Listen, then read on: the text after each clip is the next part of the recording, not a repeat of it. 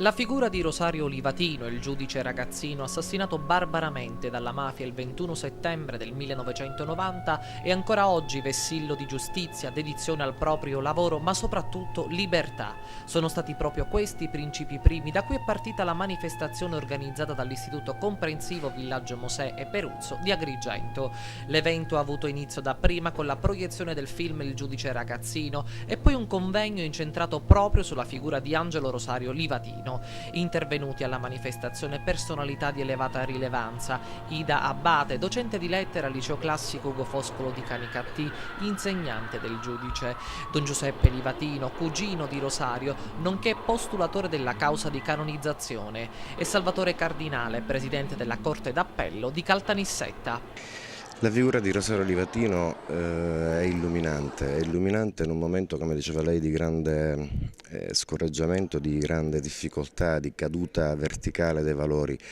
E l'appello più grande che fa Livatino con la sua vita, con i suoi quasi 38 anni di esistenza, l'appello più grande è per il desiderio di libertà.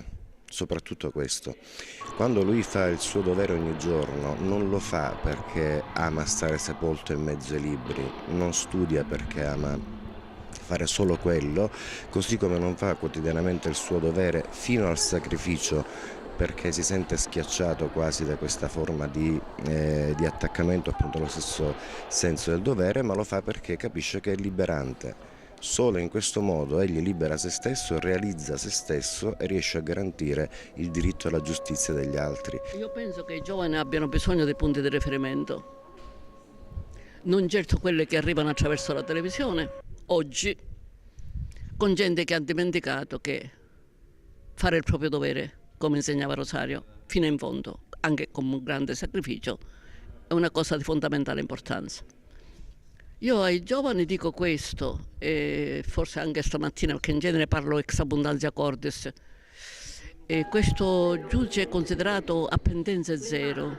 A giorni cominceranno gli esami di abilitazione proprio per la professione forense, e quindi qual è il messaggio di Rosario? Improntare la propria condotta professionale. Se noi ci rivolgiamo ai nuovi futuri avvocati o ci rivolgiamo a coloro i quali vogliono intraprendere l'attività di magistrato, è quello appunto di uniformarsi a questi principi che Rosario ci ha dato. Questi principi che ci ha offerto con semplicità, perché poi alla fine noi non abbiamo una somma del pensiero di Rosario Livatino. Grande soddisfazione per l'interesse suscitato tra i giovani allievi dell'istituto ha espresso il dirigente scolastico Giuseppe Alfano. Noi non ci siamo fatti sfuggire questa opportunità di ricordare una personalità del nostro territorio che con la sua vita ha dato un esempio eccezionale che può tornare utile anche per i nostri ragazzi. Sostanzialmente chi fa il proprio dovere fino al sacrificio della propria vita deve essere sempre un esempio per tutti noi, ma soprattutto per loro che si affacciano alla vita.